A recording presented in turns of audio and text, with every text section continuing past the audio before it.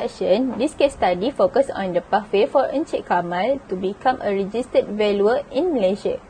Encik Kamal graduated with a diploma in estate management from UiTM in December 2014 and is currently working as an assistant valuation officer with the Valuation and Property Service Department JPVH.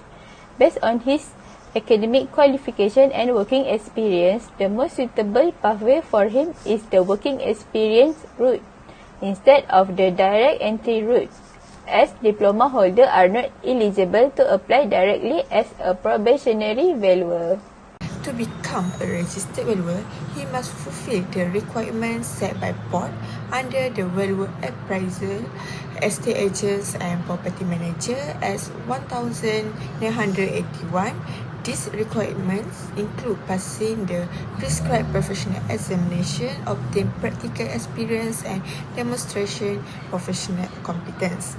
Since Encik Akmal holds a recognized diploma in estate management and is working in the valuation field, he may be eligible to sit the intermediate examination or even apply for the direct final examination subject to the board approval.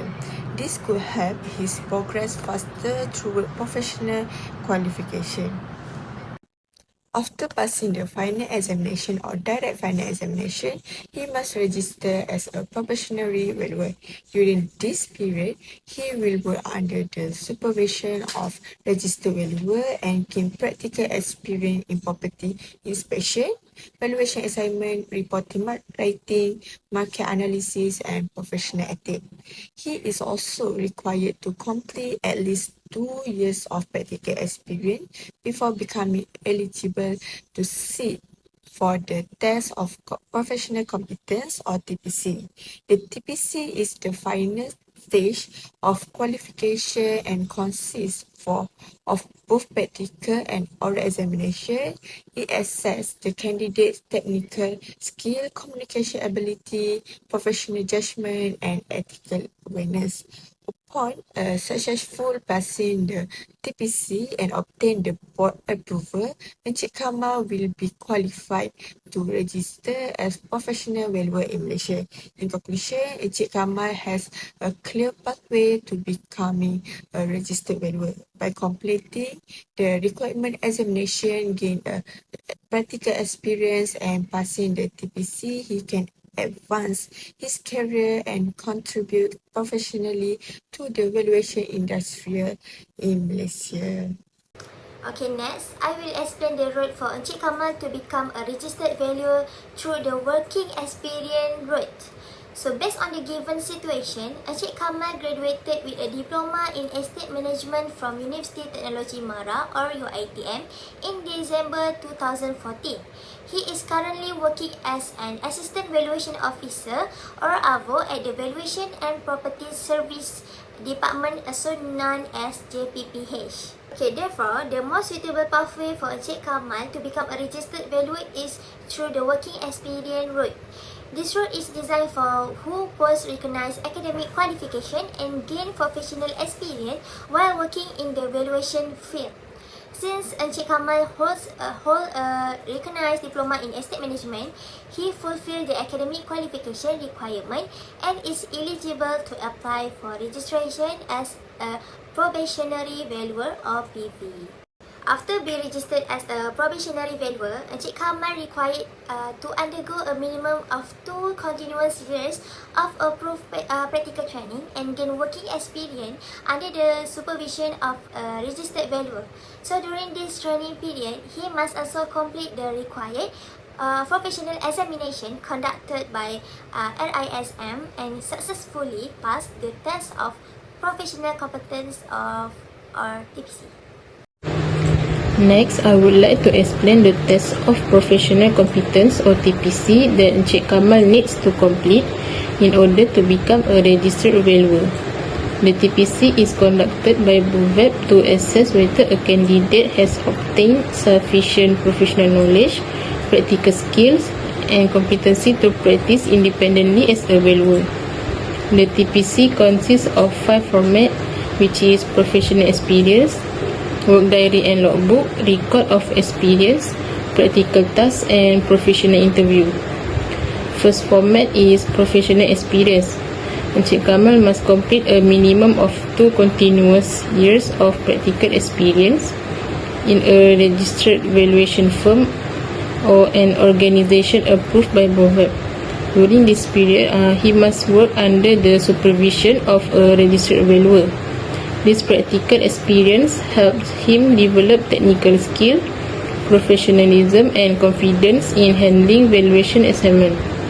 Second format is work diary and logbook. Encik Kamal is required to maintain a work diary and logbook throughout his training period. These records contain detailed entries of his professional activities, such as property inspection, meetings, and valuation assignment. This allows BOVAP to monitor his progress and ensure that he has gained sufficient practical exposure. Third format is record of experience (ROE).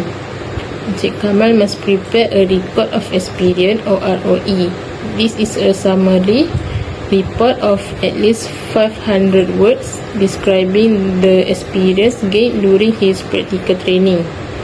The ROE should include the type of work undertaken, properties involved, and the level of responsibility carried out by the candidate.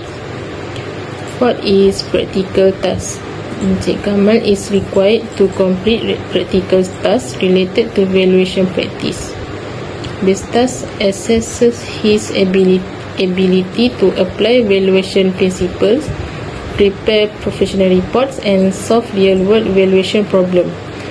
Through this assignment, BOVAP can evaluate his competency in carrying out valuation work independently. Last format is professional interview. After completing all the requirements, Encik Kamal must attend a professional interview conducted by a panel appointed by BOVAP. During his interview, he will be assessed on his reports, practical experience, professional ethics, and legal knowledge related to valuation practice.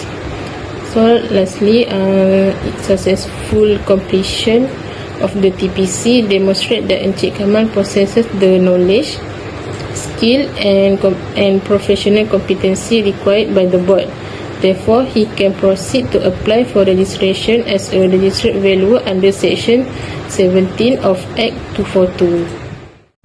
So, after Encik Kamal complete all 5 components of the Test of Professional Competence or TPC, the board will assess his overall performance to determine whether he pass or fail. If he fail any TPC component, he cannot be registered as a registered valuer. Normally, candidate fail the professional interview. In this case, he will need to retake the fail component. The board allow a maximum of 3 attempts for the professional interview. However, if Encik Kamal successfully pass all 5 TPC components, including the professional experience, working diary and logbook, record of experience, practical tasks, and the professional interview, he will be eligible to register as a registered valuer. My name is QURRATU binti AHMAD AZIAN with student ID 20249744053. Lastly, I will explain the authority to practice for Encik Kamal. After Encik Kamal successfully completes all the required stage, including passing the valuers examinations, completing the test of professional competence (TPC), and registering as a registered valuer, he must apply for an authority to practice or ATP before he can legally practice as a professional valuer in Malaysia. Registration alone does not automatically give him to the right to practice.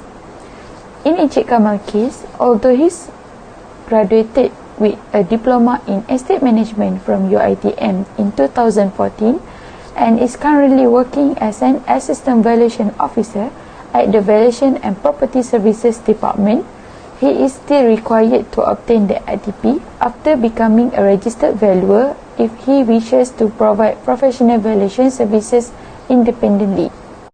To To obtain the ATP, Encik Kamal must submit an application to the Board of Valuers, Appraisers, Estate Agent and Property Managers.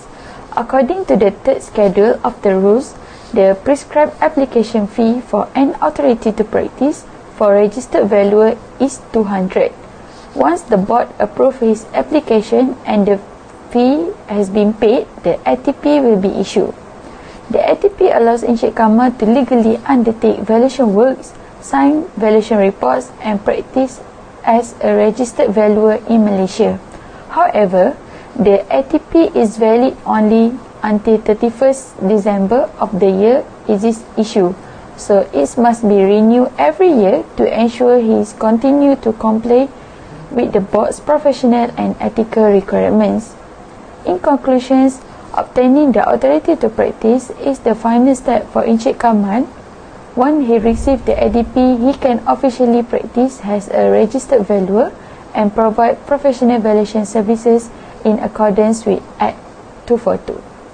Thank you.